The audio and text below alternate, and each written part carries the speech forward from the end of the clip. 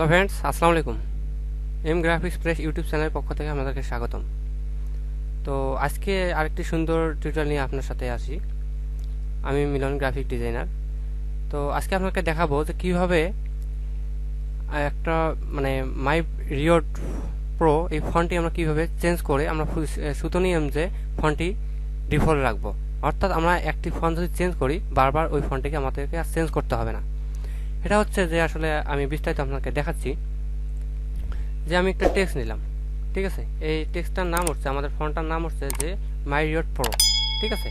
তো এই মাইরিড প্রোটা আমরা যখন এই অ্যাডোবি ইলাস্ট্রেটরটা ওপেন করি, ওপেন করার পর কিন্তু আমাদের সেট হয়ে আছে বর্তমান মাইরিড ফন্ট। তো আমরা এখন এটাকে চেঞ্জ করে কাস্টমাইজ করে কিভাবে SutonnyMJ বা আপনাদের মন মতো আপনি কিভাবে এই ফন্টটাকে ইউজ করতে পারবেন।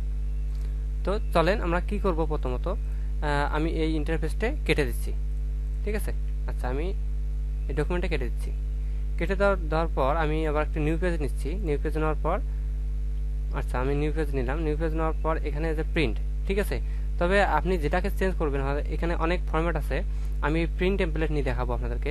আপনারা যদি চান যে আমি সব কিছু চেঞ্জ করবো, অর্থাৎ আমি মোবাইলে, তারপর ওয়েব, তারপর ফিল্ম অ্যান্ড ভিডিও বা প্রিন্ট টেমপ্লেট, যেটা আপনি চেঞ্জ করেন, তবে প্রতিটা আপনাকে একটা করে আপনাকে কাস্টমাইজ করতে হবে। কিন্তু প্রিন্ট রিলেটেড যেগুলো আছে, আপনি এখানে ক্লিক করবেন। ক্লিক করার পর এখানে লেটার সাইজ আছে, A4 সাইজ আছে, লিগেল সাইজ আছে, তারপর টাইপ বোল্ট আছে, ঠিক আছে। কিন্তু আপনাদেরকে এগুলো চেঞ্জ করতে হবে না।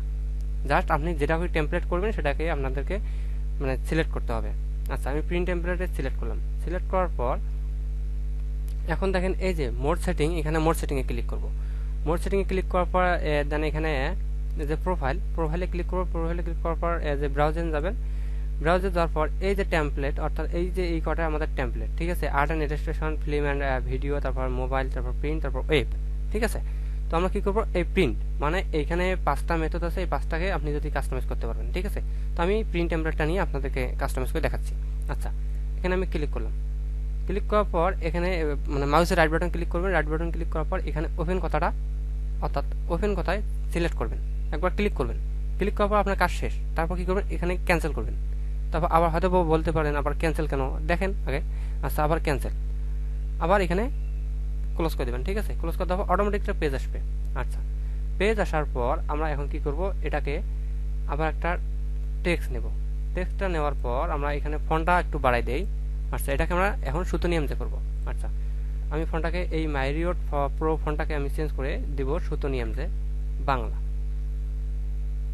তো আমরা সচরাচর বাঙালিরা অনেকেই যারা অফলাইনে কাজ করি বা বাংলাদেশে যারা কাজ করি, তারা অনেকেই SutonnyMJ বাংলাটাই পছন্দ করেন। তো আমি এটা আসলে দেখাচ্ছি। তো আপনার যেটা ইচ্ছে আপনি সেটা কিন্তু এখানে টাইপ করে বসাতে পারেন, যে ফন্টে ইউজ করতে পারেন, সমস্যা নেই।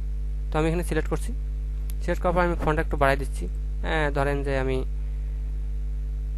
16 করে দিলাম। 60 করে দেওয়ার পর এখন কি করবেন, এখন হচ্ছে এটাই হচ্ছে এফেক্ট। আপনি এটা সিলেক্ট করা অবস্থায় আপনি ফন্টে চেঞ্জ করবেন। তারপর ফন্ট যেটা দিবেন সেটা নির্ধারিত করে দেবেন। করে দেওয়ার পর এখানে আপনি যাবেন,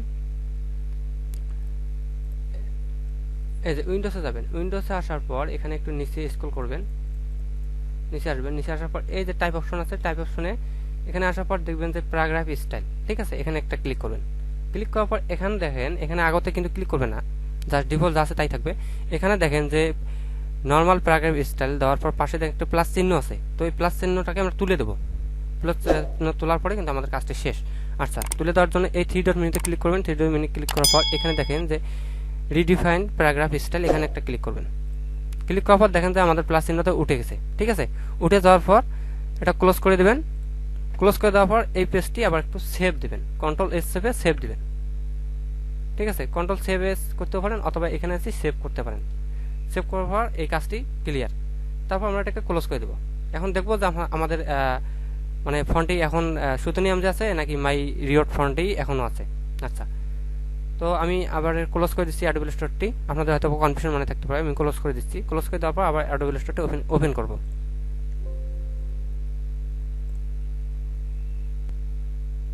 তো একটু ওপেন হতে সময় লাগবে, যেহেতু 2021 এই আমার সফটওয়্যারটি লেটেস্ট ভার্সন। আচ্ছা, এই দেখেন যে ওপেন হয়ে গেছে। এখন আমি আবার একটা নিউ পেজ নিব।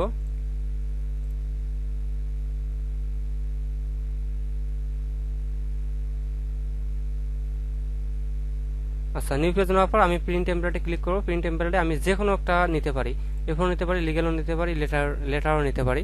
আমি এফোরে সিলেক্ট করলাম। এরপর সিলেক্ট করার পর ক্রিয়েটে ক্লিক করব। আচ্ছা, ক্রিয়েটে ক্লিক করলাম। এখন দেখবো যে আমাদের ফন্টটি SutonnyBanglaMJ আছে নাকি মাইরিড ফন্টেই আছে। আচ্ছা, এখন ক্লিক করলাম। ক্লিক করার পর এই যে আমি সিলেক্ট করলাম। সিলেক্ট করার পর দেখেন এখন আমি যেটা এখানে 60 করছি, এখানে তারপর এই ফন্টটি SutonnyBanglaMJ বাংলা করছি, রেগুলার তো ঠিকই ছিল। এই ছিল আসলে ভিডিও। তো এই জিনিসটি বারবার Adobe Illustrator ওপেন করতে গেলে এটা বারবার চেঞ্জ করতে হয়, অনেকটা বিরক্তিকর জিনিস। যদি ভিডিওটি অবশ্যই ভালো লাগে তো অবশ্যই চ্যানেলটি সাবস্ক্রাইব করবেন। কমেন্ট যদি আপনাদের কোনো প্রবলেম হয় তো কমেন্ট বক্সে কমেন্ট করে জানাবেন। তো সুস্থ থাকবেন, ভালো থাকবেন, আল্লাহ হাফেজ।